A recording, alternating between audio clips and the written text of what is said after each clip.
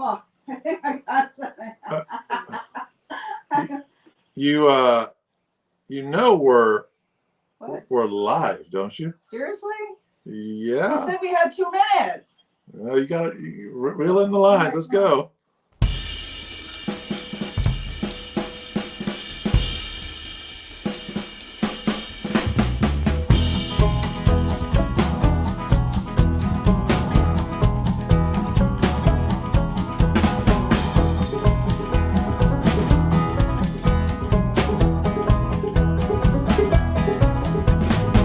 Got off in town, resident on 70 Road. Got a nice wife and kids, y'all right inside the grove. You know I like Mr. Clark.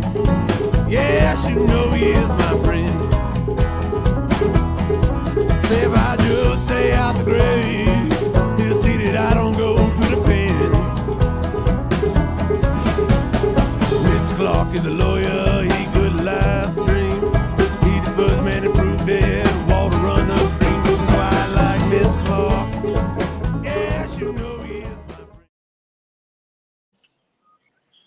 What's going on, fishy friends? We are live here in Oriental, North Carolina, with this very picturesque background behind us. Mm-hmm. How you doing tonight, Lady C? I'm good. I'm good. We had good dinner. We couldn't see the sunset from here, but the view was still nice. Yeah. Very nice. Mm-hmm. Very nice. All right. So, well, let's hit sponsorship first, right? Let's do it. Yep. So tonight I'm going to talk about Hook Optics Cuba sunglasses. So I wore them today. Just behind us there's a pier, and the water's a little mucky back here. So I was trying to see if there were going to be any good fish we can catch or any bait that was out there. And there was some bait, a little bit. Yeah, there was. Yeah. But I didn't really notice it until I put my sunglasses on. And I'm just not saying that. Actual true story. I was out there this morning and put them on. I could see a little bit further out than with my natural eye. So see how they look. Yeah. Do that. She took the hat off. I know, I took my hat off. My hair's a mess. It's terrible.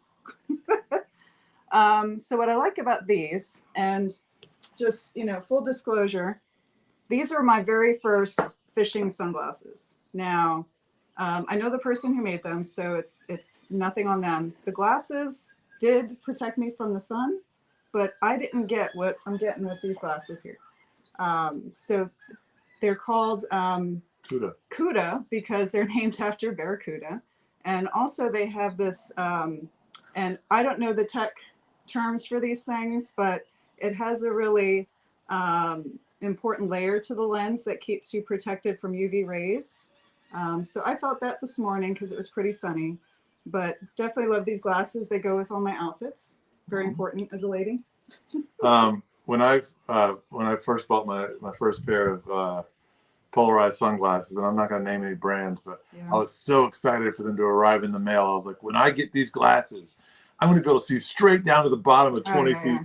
No, you really can't. They're really good for keeping the sun out of your eyes. But you're saying with these, they actually allow you to see into the water more. Right? Oh, yeah. I saw probably 3 feet further than what I could see with my eyes. So it's legit. I was really impressed by these sunglasses. I like them. Thanks for tuning in, Rashawn. What's up, buddy? How are you? All right. So our other sponsor? Oh, other sponsors are GI Jigs, and we'll talk more about them tonight. I don't want to give the whole surprise away. But we'll show. This is part of the prize for the night. GI Jigs. I mean, we love fishing with them. Mm-hmm. Who doesn't love fishing with them? Kristine's on tonight. Kristine Fischer. I'm not going to let steal the intro. But Kristine, if you're not fishing with GI Jigs, you should, man. The paint on these things are amazing. I really believe that this eye is a huge factor of why these catch fish. I know, pretty lures catch more fishermen than they do fish, but I think that eye puts off the instinct that a bait fish is in trouble, and really draws the strike from those predator fish. Yeah, that's really great insight. That's so true. And as I've said 1,000 times, the paint job is unnickable, undentable. Yeah, right on. So you gave it away. So we have Kristine Fischer on with us tonight. Really pleased to have her. A full-time pro angler. She does extreme tournaments. I call them extreme tournaments because they're they're tough. She's going to share with us later when we put her on what she's doing this week. Then we're super excited to have Captain Dana. He is with Reel to Reel Fishing, Charter and Guide Services. And he does this thing right here in North Carolina, right where we are. He probably lives around the corner. Yeah. He has his own podcast that launched, I think, a year ago. I follow it. Really great stuff. Then who do we have after that? Oh, Steve Fogel. Backyard Custom Rods. That's going to be exciting. We had a chance to talk to him. Really great man. Just really humble. Can't wait to have him on the show. I have a little teaser for you guys on that. The prize for that evening will not be a gift certificate towards a fishing rod. It'll be something much greater towards a fishing rod. Kind of like exactly like a fishing rod. Yes. Oh my gosh. Come on. We're going to have to change prize now. So yeah, so I'm looking forward to having both of them on the show. Really great people. So back to Kristine. So she has over 25 years experience fishing, hunting, bowing. She grew up in a family that all of them did this together. So really long time fisher, and she started kayaking in 2015. So that's what she's known for is being on the kayak, her fishing tournaments, and hitting muskie and bass really hard. So I'm sure y'all know that about her. Huge. So she is the first woman to win a national tournament with the Hobie Worlds tournament. Really impressive. So just some stats on her. We're going to get to know more about her tonight. Bring her in? Yes, bring her in. Hi, Kristine. Hey guys, how's it going? Hey. Doing well. Good. Kristine, I also just wanted to share that you have a bow hunting pic on your Facebook where you killed a turkey. And I used to do a lot of bow hunting when I was younger. If you're bow hunting turkey, you know what you're doing. That's one of my absolute favorite things to do. I love bow hunting sound on planet Earth than that big gobbler on the cornfield line at first thing in the morning. Like it's a good sound. Yeah, you have to be really accurate with a bow to be able to hunt turkey, don't you? I guess so. Yeah, I think so. I mean, you got a small target, but the thing you got to remember is you're usually taking a shot that's, less than 15 yards. Mostly, usually like 10 yards is kind of the shot you're taking. I hunted from a blind. I had a big frame pack. I carried a big double bull blind on, and put, a couple of my Dave Smith decoys out, and my shots were all usually under 10 yards. So if you think about it that way, like you're not taking super long shots. You do have to be accurate, but any archer should be shooting a 20-yard group, like an inch wide anyway. You know what I'm saying? Right. So, yeah. That's pretty amazing. Yeah. So, Kristine, where are you right now? Can you share with the audience what you got going on this week and this week? Yeah. Actually, I'll show you guys real quick here. So, Hi. Kristine is out doing some scouting, not really fishing, but graphing, right? Yeah, I'm trying to figure out how to turn this thing around so I can show you how beautiful it is right now. Oh, it's nice. Yeah, it's gorgeous. Down here in Florida, so I'll put my camera back off. Yeah, I've got one more day left to practice for the Bassmaster Kayak tournament down here in Florida for the Harris chain. So yeah, I'm just spending this last little bit graphing and kind of looking to see how the grass sets up, looking for some shell, doing some housework before the tournament starts. Hopefully I can figure something out. Wow, it is beautiful out there. Yes, no wind right now. It's gorgeous. Absolutely gorgeous. Lovely. Yeah.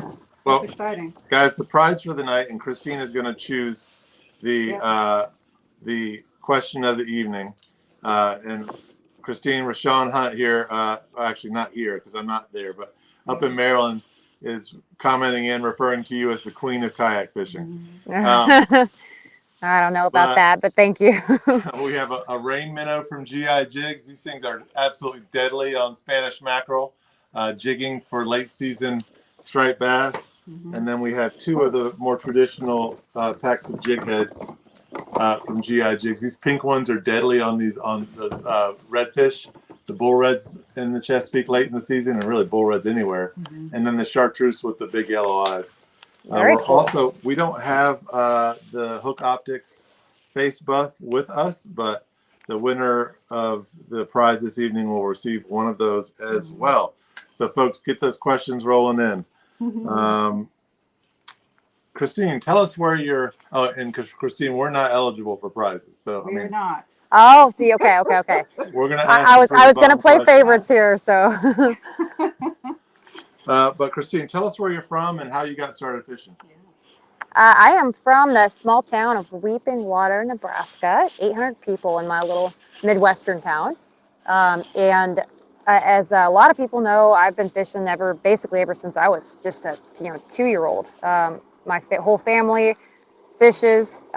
We fished family walleye tournaments and spent a lot of time growing up. And we didn't have television at all, so that was kind of what we did. We did. My brother and I kind of were raised outdoors, I like to say. You say you didn't have television. Was that because it wasn't available, or was that like a family decision? Family decision. Oh, I love that. Yeah. Yep. I didn't like it when I was, got into like middle school when everybody was making these pop culture references, and I was just kind of like, hey, I like the Rolling Stones. I don't really know anything about any of these shows, but I looking back now, I'm so thankful, and I still to this day I've never owned a television in any of the houses I've ever had. So I think Grant and I would agree. We kind of were raised in a generation where we didn't have laptops, we didn't have cell phones. I'm dating us a little bit, sorry. We went outside and you played until it got dark and someone called you home. Yeah, that's right. I grew up in New York City, so it's a little different. I grew up in the concrete jungle. Grant grew up more in a rural area. No, I grew up in downtown Atlanta. Okay. Actually, it was called Midtown. Oh my goodness. Very urban setting. But Kristine, I don't know if you've ever been to Atlanta, but Piedmont Park has this really kind of polluted pond in it, and I would catch so many like 3-eyed fish out of that pond when I was a kid. Oh wow. But from a really young age. I don't know. We grew up playing handball against the large wall where I grew up in New York City. I unfortunately didn't have the same fun experience of fishing, but glad that I got into it later and glad that I'm enjoying it with you, Grant. No, but you're right. We grew up in a generation where I did my homework on a stone tablet. Oh yeah, I had an encyclopedia. We're old. So Kristine, this is something that's a career for you, obviously. So it's something that you're passionate about. Tell us, how fishing ignites that passion and sort of what it is about fishing that get your juices running. Well, that's kind of a multi-faced question. I've got a couple of different answers that hopefully will tell y'all why I love it. Well, first of all, it gives us the opportunity to be out in our creation, and it's fishing takes you to some incredibly beautiful places, right?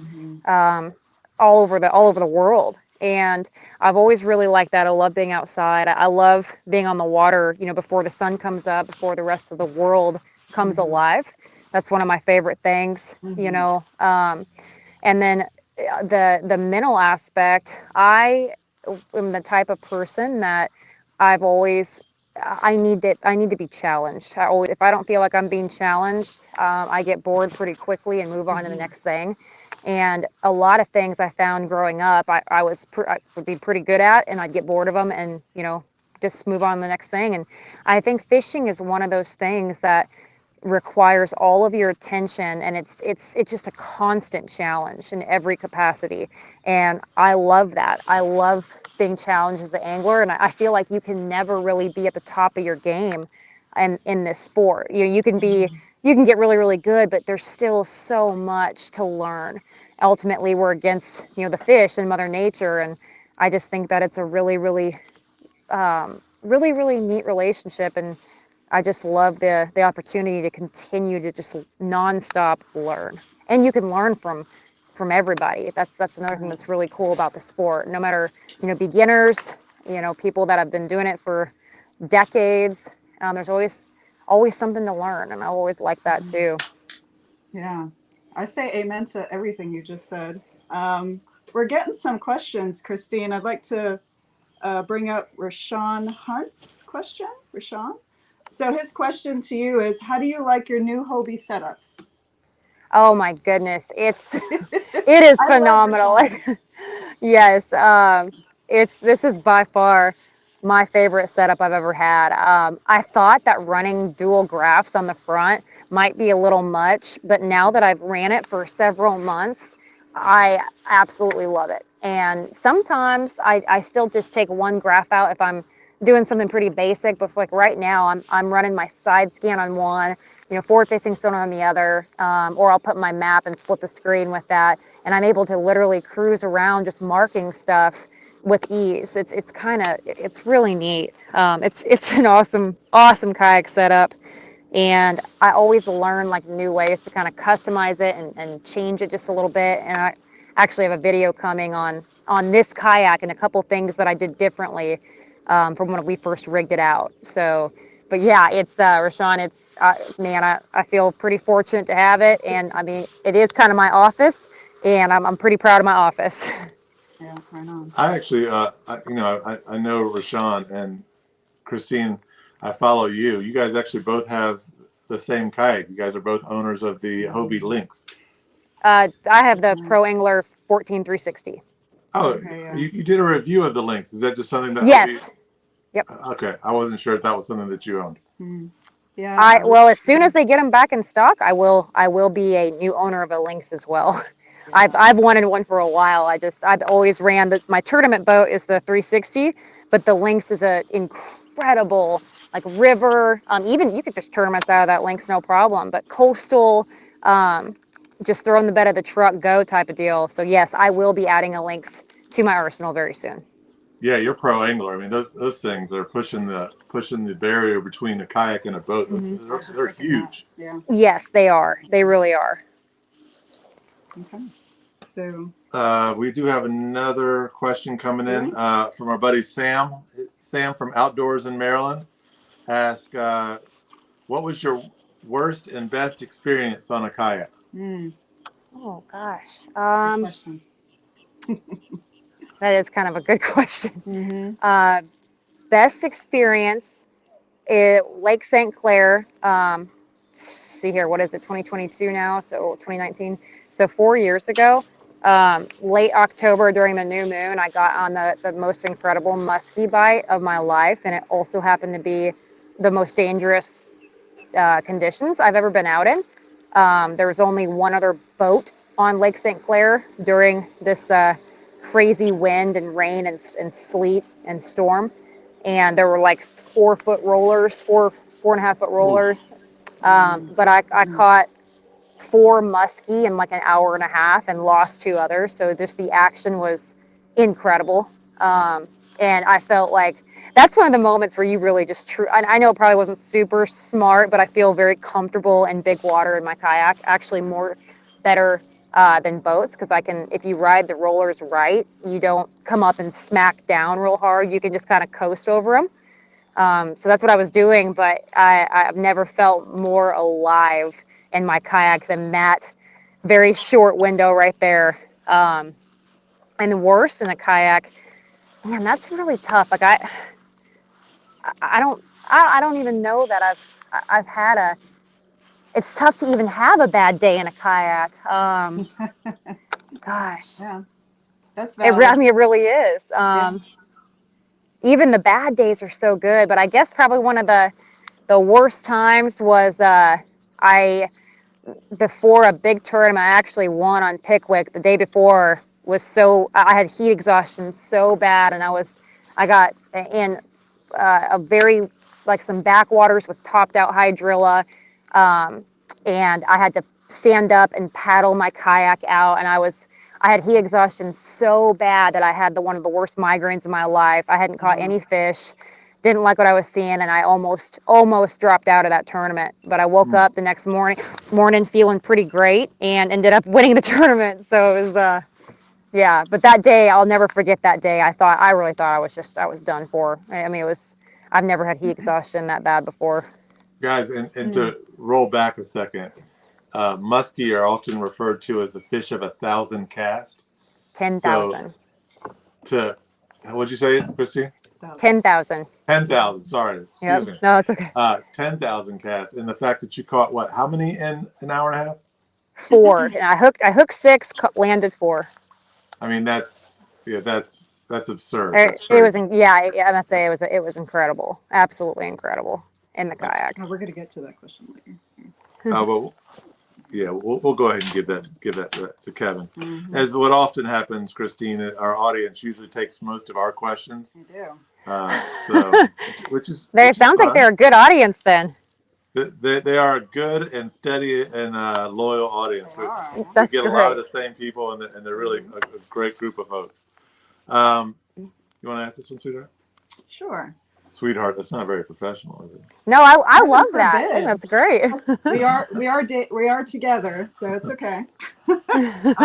So Kevin Hogan asks, broad question: what's your favorite salts, and what's your favorite freshwater fish to land out of your kayak? Freshwater is easy. That's definitely muskie. In salt, I've caught a lot of really awesome everything from a sailfish to big barracuda to the mahi, snook, redfish, all of that. And I'd have to say my favorite, the sailfish was pretty dang cool out of the kayak. Pretty dang cool. That might be it. I think that is probably it. Muskie, that's really on my bucket list of fish to catch out of a kayak. Tell us about that experience. If you want to talk about one particular muskie, or just in general. I mean, do they take you on a sleigh ride? What happens in that? Well, they do. So I know muskie look really, really big, and bad, but they're not really known for, like, quite the opposite for saltfish. They have such a fight. Muskie really don't. They don't make those big long runs. They are very strong, but they more so, you'll just sit down and kind of do big, massive head shakes. So they will pull you around a little bit, especially big river fish. But it's not as, the fights usually don't last super long because you're fishing with 80 to 100 pound braid, 80, 100 pound leader, real heavy rods. So your whole purpose is to get that fish in the net quick. Probably my favorite one was my 49.5 I caught on Lake St. Clair that ate on the figure 8. So when they eat on the figure 8 and they're that big, and you've got this massive fish coming in literally inches from your kayak, it's pretty exhilarating. It'll hook you good. That's awesome. That's awesome. I got a question. This is, I'm sorry, I got carried away in your sharing of the story. Took me there with you for a minute. So one thing I'm interested in that I was reading about you are a co-founder of a Women's Fishing Federation. That's right. Can you share with the audience what that's about and what you do? Yeah, so 3 years ago, myself and my 2 friends, Amanda and Mel, were sitting there and talking about why we didn't have more women competing in fishing tournaments. It was a pretty heated discussion between the 3 of us and wondering why, because typically at the national level events, it was usually just me, maybe one other out of the 150 to 200 competitors. I was typically the only one, but there might be 1 or 2 others. And we just said, well, why is that? Like, why aren't women competing at this level?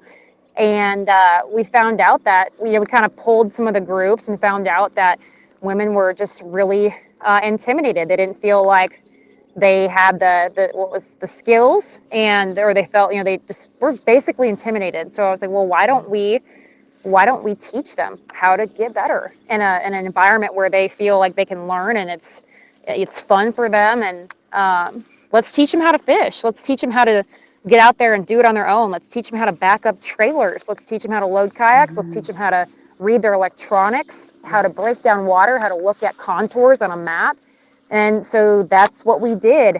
And it was pretty amazing. We had really, really good reception from a lot of the women that came. We had 55 women from 25 states at our first event, which is pretty crazy. We had no idea that's what was going to come of that, you know, like 25 states.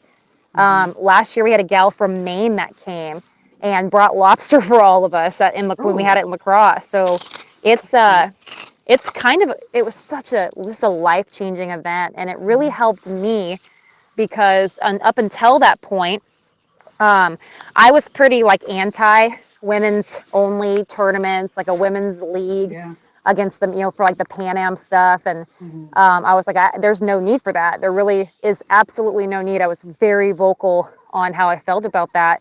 And after meeting some of these women, I kind of found out and learned, and my perspective changed, because I was like, well, they're really, you know, that being intimidated and not wanting to compete, that's a real thing for so many. And just because it wasn't for me doesn't mean that the majority of women might feel that way. So I was really thankful for that perspective from that event. Yeah, for sure. That's an important thing that you're doing. I can, you know, I don't want to make this about, you know, women and fishing, but, you know, since we're there, I'd like to share a little bit about that from my experience. You know, I like doing pier fishing and bank fishing, and I had a season where I did a lot of that. And when you're out there, it's all men. And I think, you know, until I mentioned that I'm former Coast Guard and I have experience as a boat driver and that I do fish, and, you know, started pulling fish out of the water is when, you know, respect was given. But, you know, I do agree with you on the point that you made, you know, instead of just having women only, but there is definitely good reason to have a woman only event. And what you do and your foundation is extremely important for all the reasons that you said. So it sounds like a really great foundation that you have. Is it something that's across the United States, or is it specific to a state? What does that look like as far as the events? Our first event was in Branson, Missouri. Our second event was in La Crosse, Wisconsin. And our event this year takes place on Lake Fork in Texas, and it's the first week of May, so it's coming up. Wow. That's awesome. Yeah, that's great. Yeah. It's great stuff.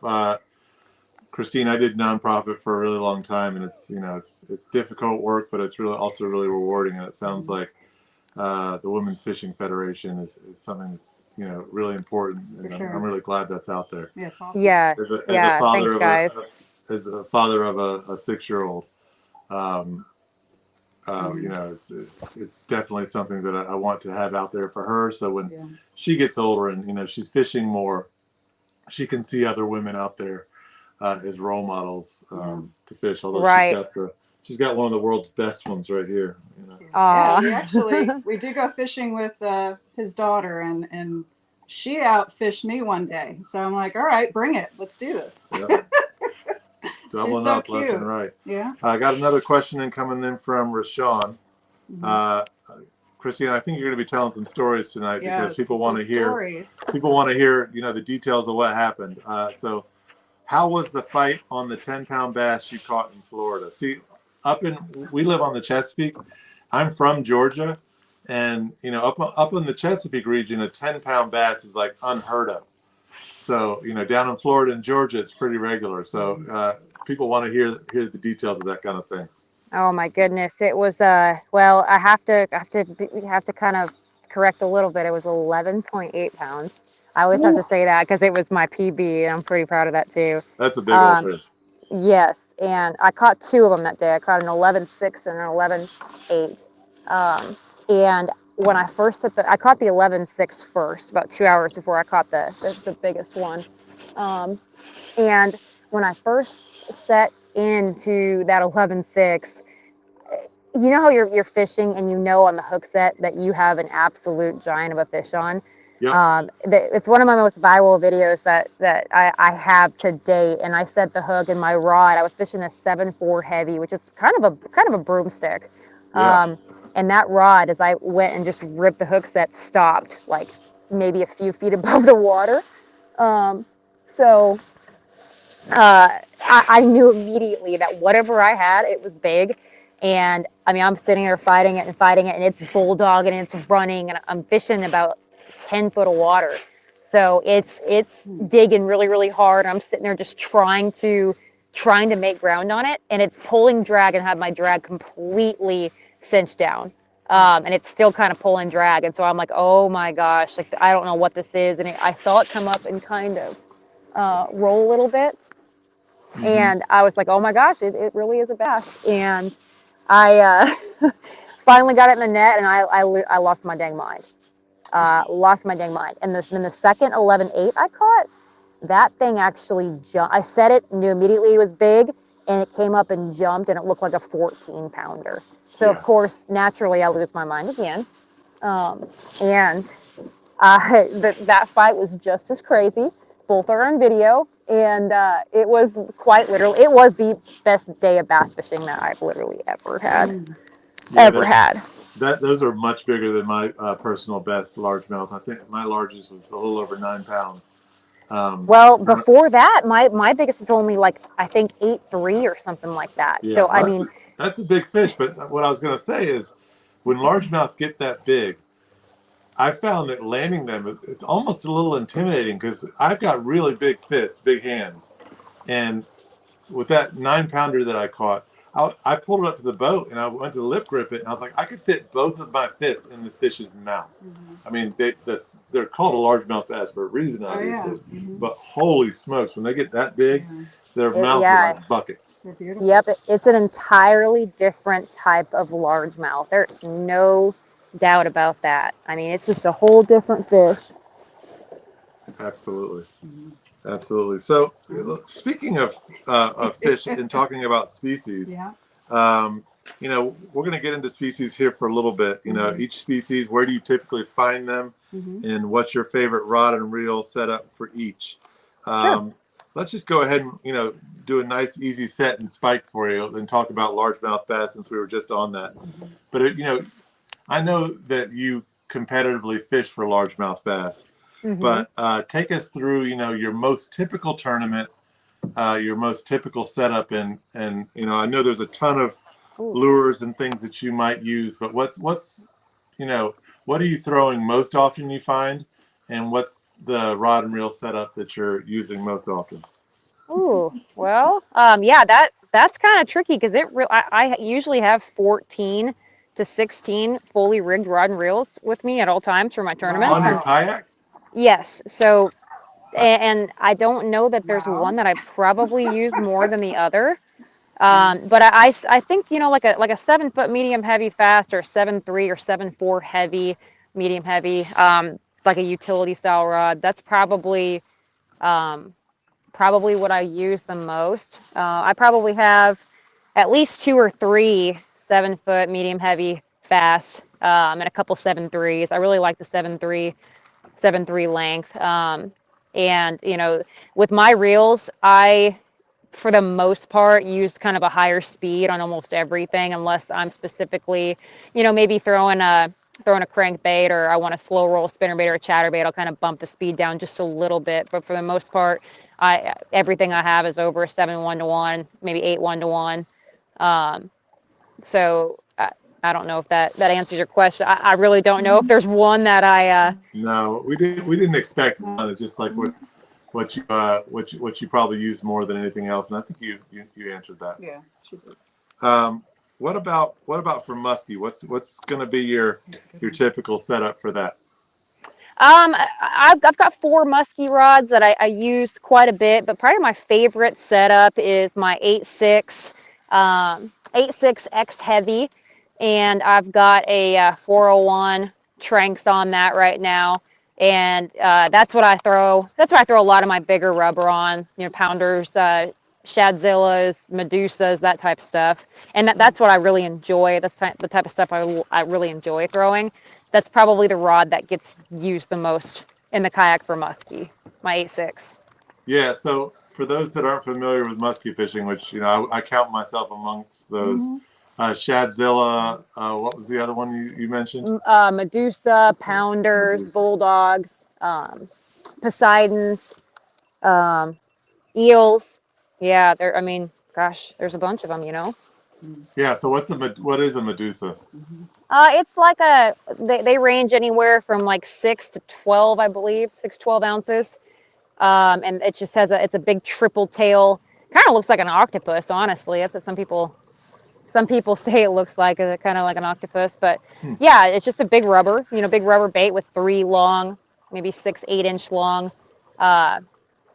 I guess you would call little fingers that come off the back end of it, and you can you can just pop it, rip it, swim it. I mean, you can really fish it just like most all musky baits. You can kind of fish it however you want. So let the fish tell you what they want. So what do you think the Medusa is supposed to resemble in terms of forage that a muskie would want? People ask that, like, what are these baits? What are they even supposed to look like?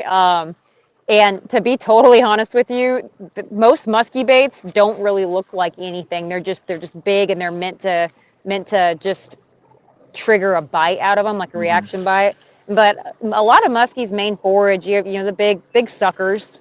Muskies really like big suckers, and those are prevalent in a lot of your river systems or big lakes. Of course, they eat shad. A lot of people think they eat bass and walleye, and that's actually not true. That they will if those fish are in distress or it's an easy meal, but that is not their main forage at all. It's mostly your suckers, trout, stuff like that. They eat tulip too.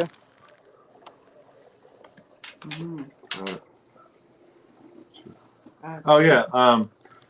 So we covered muskie and bass. That's what I've seen you catching most on your social media. But do you have any other species that you're a big fan of targeting?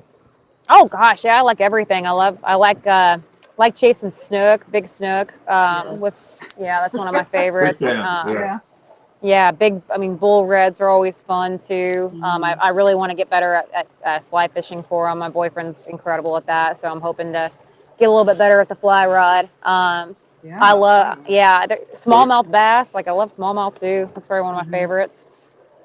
Yeah. You said your boyfriend catches bull reds on a fly rod? He catches everything on a fly rod, muskie, awesome. everything. He's an incredibly talented angler. Wow. I'd just be interested if you knew. Do you know what weight rod that is that he catches bull reds on? Yep. I'm guessing probably a 8 or 9 weight. That's what I have. Yeah. That's what you have. Right on. Yeah, we're gonna practice that this weekend in some other states, maybe. Yeah. Yeah. It's gonna be good. Rashawn's really pushing hard for question of the night tonight. Rashawn asked, "How is the foot steering on the Hobie?" And he said he's in between using it or a motor guide. Oh, well, it really depends on how you fish. I can actually show you right now because I'm cruising and just graphing. Let's see here. Let me how I turn this around. Y'all know how to turn this around? No? Okay, I'll do it like that. Can you see my feet here? Cruising. So I love the foot control steering because I can literally, like I'd have hands-free rigging right now. I can cast and work a bank line. I've had my Torpedo running a little bit slower. The way I fish, I'd much rather cover water quickly and eliminate water than have the only advantage to having that's the only advantage. And if you have a power pole or even a 360, that essentially is spot lock.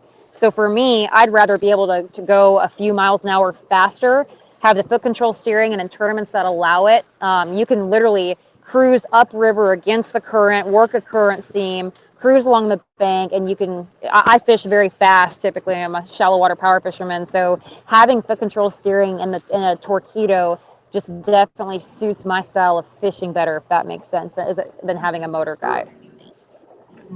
Yeah, so with the Torpedo, I remember before I am now, I became a hybrid fisherman, sort of like I am now, where I fish out of a boat and a kayak. I was really all into kayaks, and at the time it was really difficult to get a kayak with a rudder and a Torpedo to get both of those. Have they worked that out really well? I don't know if I'm understanding that. Oh, A at the time, you know, when I had a Torpedo, you sort of had to choose between having your pedal drive and having a Torpedo, but it sounds like you do both Torpedo and pedal drive, right? Oh, yeah, absolutely. Yep, absolutely. Yes. Yeah, there's no limitations with the pedal drive having or with the Torpedo at all. No. Yeah, do you remember that though? There was a period where the rudder and the Torpedo sort of took up the same space. No, I honestly don't remember that because I mean I still have a rudder on my kayak and it's where it's always been with the Pro Angler.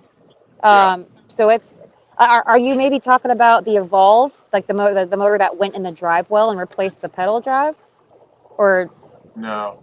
I had at the time I had a Wilderness Systems, and Yeah. where the rudder mounted was the exact same place as where the Torpedo would have mounted.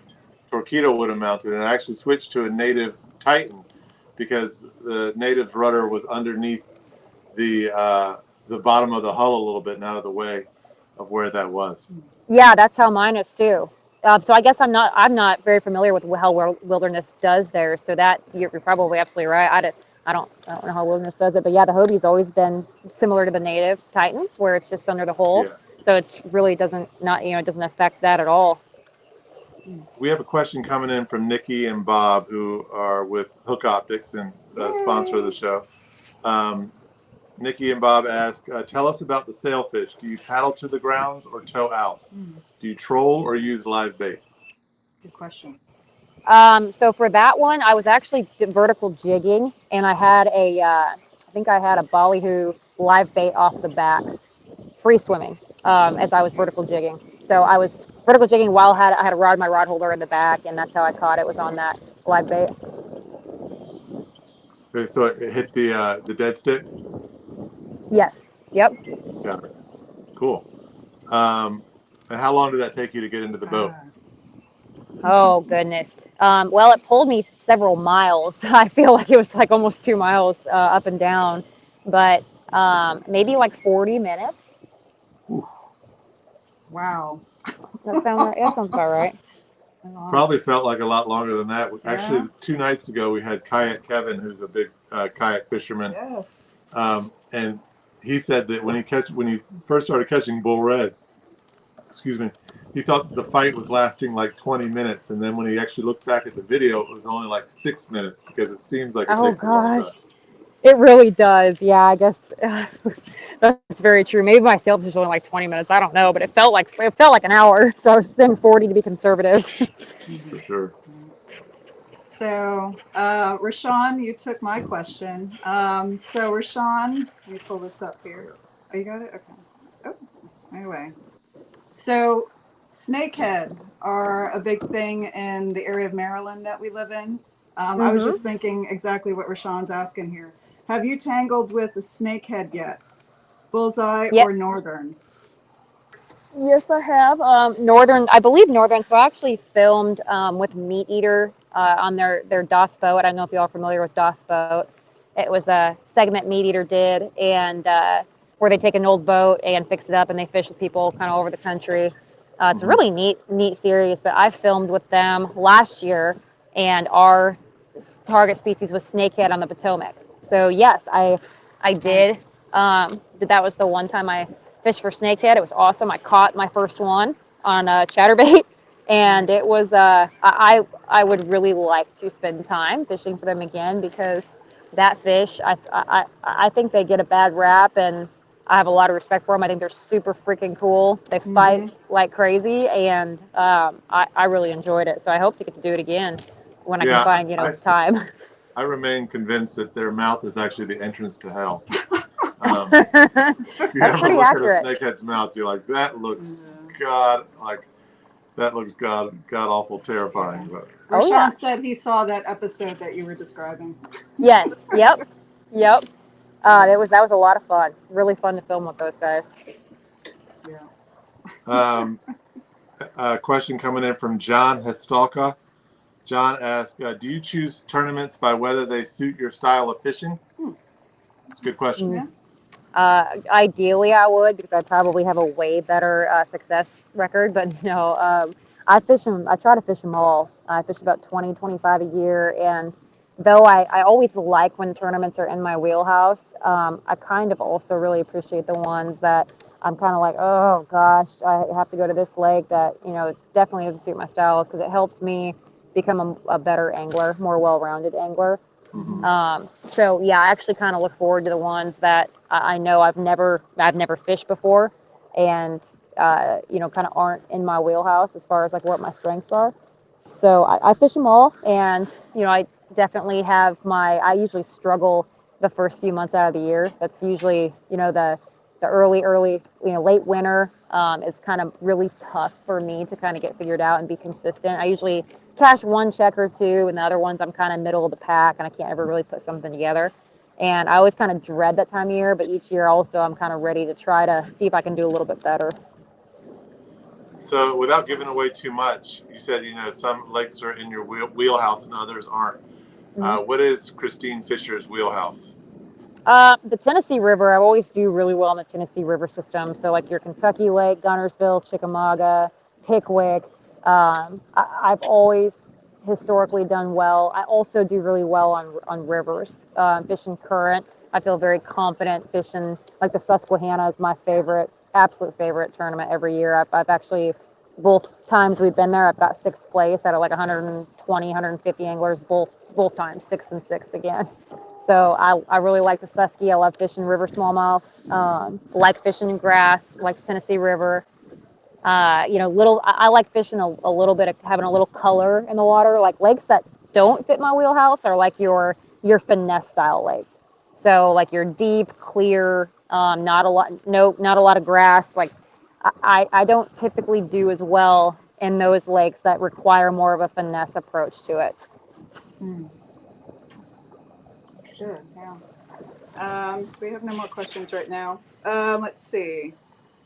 Oh, I'm going to switch this up a little bit because I do want to get to this one. Switch us up. Actually, no. We'll go in order. It's all right. So, color of lures. Always a question. I'm surprised that hasn't come up. What do you think about colors? I'm going to echo back to what you all said earlier. Colors typically are meant to catch the fisherman and not the fish. Yes. I think that you can keep it to really 3 colors and maybe slight variations of those 3 colors, but you can go anywhere in the country, and if you've got a black and blue, you've got a green pumpkin variation, and you've got like a white chartreuse, no matter what you're throwing, that's gonna get bit dang near everywhere. I've tested that theory, and you can get like a jig and get like 6 different variations of it, that are like a watermelon candy, a watermelon red, a watermelon this, and it's like, man, you really could just probably throw, one color, and I don't think that it makes that big of a difference. I think what really makes a difference is if you add the little fine details, like, adding a little bit of color, chartreuse or whatnot, to your trailer or to your main bait, and how you fish it, trimming up the skirt if you need to. I think presentation's more important than color. But some people might disagree with that. I just think that you can keep it a little bit more simple as far as colors go. Yeah, no, that's great. So a lot of times we gear questions towards people who are on our show that never fished, Okay. or new fishermen. So the next question is kind of geared towards that. What type of kayak would you recommend to a new angler? Well, that's kind of a tricky one because there's a couple of different ways to look at that. I worked at a Shields. I don't know, you guys don't have Shields out there, but it's a big sporting goods store. And one thing they taught us was like, when you've got a beginner coming in, think about their first experience. If you get them the cheapest out the door option, no matter what that is, tennis shoes for basketball, a kayak, a fishing rod, a bow, anything, they're probably not going to have the best experience. Now, do they need the Cadillac? No, not right away. But at least I always like to encourage people to get something that it may not be the top of the line, but it certainly isn't anywhere near the bottom. So, and if you can't afford it right away, take some more time, save up some money, because the way I look at it, if you get something that isn't comfortable, you can't fish well out of, it's going to ruin your experience and you're likely not to ever do it again. So save up a little money, and I think that right around, $1,000, $1,500, you can get some great fishing kayaks for that price. I always encourage people, I'm pretty loyal to Hobie. I think they make the best fishing platform on the market. They are a little pricey, and I think, a lot of people start with other brands and eventually end up there.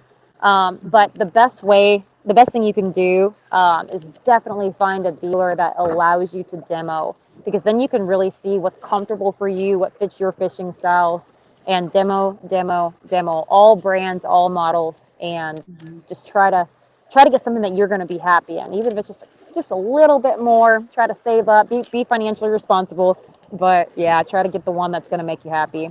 Well, Hobie's, probably not $1,000, but Hobie is coming out with, or has not come out. They already had it out, but they have a reasonably priced model, don't they? Isn't it the Passport? Yeah. Yep, the Passport's like $1,300, I think. Is that right? Yeah. $1,300. Yeah, absolutely. And that gets you their Hobie drive, and the pedal drive is really important. Really important. So yes, they do. That was kind of their entry level kayak into the brand that people can kind of grow with. So yeah, that's a excellent option. Sure. So we talked about muskie, and we talked about smallies. We talked about largemouth. What's on Kristine Fischer's bucket list in terms of fish you'd like to catch? Gosh, there's a lot of people ask me that, and I think my answer kind of changes from time to time. I've always wanted to go down and catch golden dorado in the Amazon. Ooh, yeah. Yeah, that's kind of been something that's been on the back of my mind for a while. Other than that, though, goodness, golden dorado. I think it'd be kind of cool. I was talking about the salt stuff, like those like tuna on poppers. I think that'd be kind of cool. Or those big rooster fish or Cubera snapper, anything, those big topwater bites they get on down in Panama. That'd be kind of cool too. I want to catch anything that puts up a fight, and I don't discriminate. I want to catch it all. But I think that that golden dorado has always been kind of that fish that I'm like, that'd be super cool to go catch one of those. Well, while you're down there, you could catch those giant peacock bass. I saw Lawson Lindsay did it a week or so down there, and ever since I've seen that, I'm like, I don't know if you saw the episodes or if you ever seen those monster Amazons, but the topwater blowups are just insane. Yeah, I have seen that. I actually was supposed to do a trip back in January down there, but with travel restrictions with the pandemic wouldn't allow for it. So hopefully I'm going to be working with the lodge and going down in the next year or two, depending on how that all shakes out. Yeah, that's definitely on my bucket list. Got another question coming in. And guys, if you want to ask questions, we've only got a few more minutes with Kristine. We usually stay after 8 o'clock, but she's actually still on the water, and I want to make sure she, gets in and gets plenty of rest for tomorrow. So we're going to end right at 8 o'clock tonight. But Michael from Mix Fishing asked, what's your PB Snook on a kayak? So actually, I've never caught a Snook on the kayak. Not a real big one anyway. I know. I wish I had. We don't. So my boyfriend grew up in Miami and fished the Everglades, and they've got a little redfisher down there, and we take that out and go explore the Everglades. But I did catch a 40-inch on the dot on artificial, just a few months ago. Which is on artificial, no, on a fluke, just kind of twitching fluke. But to trick a fish like a Snook that big on artificial is a pretty incredible thing. So I was pretty proud of that one, but it wasn't in the kayak, unfortunately. It would have been pretty cool. That one definitely would have taken me on a sleigh ride because it dang near moved the redfisher. So it took off, and that fight was something I'll never forget. Well, our first wasn't on a kayak either. No, it wasn't. No. It's on your little boat there. Yeah, on it. We fish primarily out of a 15-foot whaler because it's so portable. Yes. Right. It really, those are great little craft. And they're bulls. Yeah, they're tough for their size. So I have a question. So what do you, or who or what do you contribute to your success as a fisherwoman? I would definitely probably say attitude. That contributes to your success, both your success and your failure. I think that you can be the best dang fisherman in the world, and if you've got a kind of a poor attitude, or you're counting yourself out of it, or you're just I've definitely been there where I've known that I lost a tournament or had a bad tournament solely because of my attitude. And on the opposite end of the spectrum, I've done really, really well because I stayed mentally focused and sharp and positive. And it's hard because fishing is such an the ebbs and flows of tournament fishing. Sometimes we get in the rut and sometimes we can't do anything wrong, but it's about trying to stay level through the highs and the lows so that you can just give your best every day. And I think that that'll help you be better overall. I think that's great advice, and I think it applies to everything in life. I think it's beautifully absolutely. put, what you said. Yeah, beautifully put. Thank you. Yeah, I think that definitely the on the water moments of being, of touring and being in kayak tournaments like you are would be a struggle. But I'd also, wonder how difficult it would be to keep yourself, steady and consistent between tournaments, right? So like when you're on the road all the time, that must be exhausting. Oh goodness, it is. It really is. It's I've the last 3 weeks I've been in like 6 different states, from Texas to South Carolina to Georgia to Florida to Virginia. So yeah, it's nonstop. I do love it, but there's definitely like I really don't have any free time. And the good thing is though, is I love fishing so much that if I'm not tournament fishing, I'm driving somewhere to go fishing. I haven't, I hope that I never get burnt out on it, and that's why I'm trying to find that good balance. But I stay sharp because I fish 300 days a year or more. So even when I'm not Yeah, tournament it fishing. probably helps that your significant other is hardcore into fishing as well, right? Oh, absolutely. Gosh, if I didn't have a partner that loved it just as much, if not more than I do, then it'd be difficult. I know a lot of people. We know a lot of people that there are significant other doesn't like what we do, and that works for some people. But I really enjoy having somebody that loves what I love, so we can do it together. Because I think sharing in your passion is something really special that not a lot of people get the opportunity to do. Yeah, amen to that. Yeah. Yeah. Great answers on that. We got 2 last questions that have come in kind of as buzzer beaters. But Michael from Mixed Fishing asks, again, he says, do you think Hillary Martin will be the first Bassmaster Classic winner? I hope so. I got to fish with Hillary, and I was nowhere near what she is, and she's 16, I believe. And I would love to see her be the first one to do it. She's definitely got the right opportunities, the right family, the name and all that. And she really likes to fish. She's on the right track. And I hope that we see that, one day, because it'd be huge for our sport. And I know when I fished with her back in January, she was telling me that she was getting a little discouraged because sometimes she's, some people are catching them, she's not. And I was like, Hillary, girlfriend, you're 16. You have to remember who you're hanging out with, your dad and his friends and colleagues who've been fishing for 30 plus years. Give yourself that's why I like that. She's hard on herself, like that's gonna help her go a long ways. Yeah, and Eddie, your question was asked already, but we'll give you credit for it since I asked the question. But he just asked if you could catch one fish for the rest. Oh, actually, that's a little bit different. Yeah. It's a different question. Yeah, it is. So, Kristine, he's actually asking if you could only catch one kind of fish, like one species, for the rest of your life. Right. What would that be? Muskie, hands down. I knew that. Yeah. Y'all probably could have guessed that. Yeah, we probably. Y'all probably could have guessed that. The smile on your face in those pictures is pretty telling as to what your favorite species are, and you've been very successful clearly in that. Well, it is 7:59. We always do a little drum roll this time of night. Let's go ahead and take the question off the screen. So a little drum roll. Rashad. Rashawn is the winner. Rashawn. Definitely. Yep. Gotta be. Gotta be. Well, Rashawn, Yeah. we know how to get in touch with you really easily. So, Rashawn, you will win the Thank you for the 3 great set questions, Rashawn. of the Yes. GI jigs and the Hook Optics buff. Yes. Kristine, it's been an awesome pleasure. I know it Yes. took us a while to kind of get this on the books and do this, but thank We you got so it. much for taking the time out, Yes.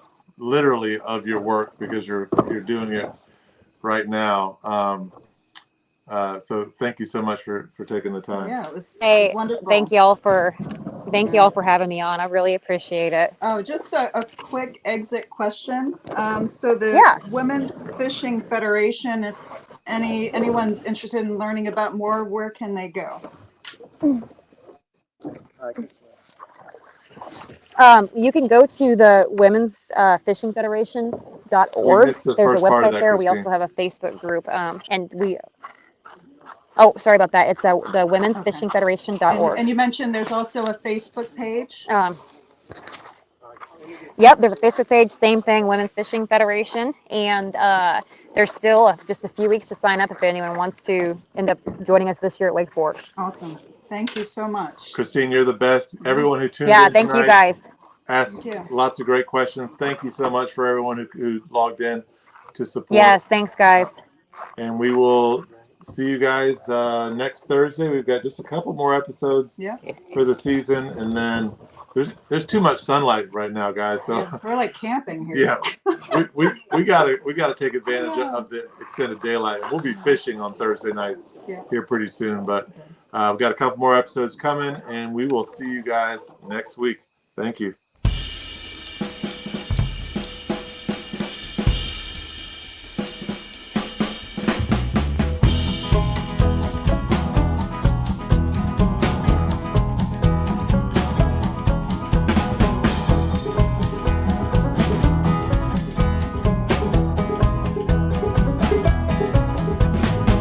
Got off in town, resident on 70 Road.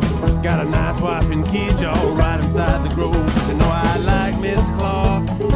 Yeah, she know he is my friend. Say if I just stay out the grave.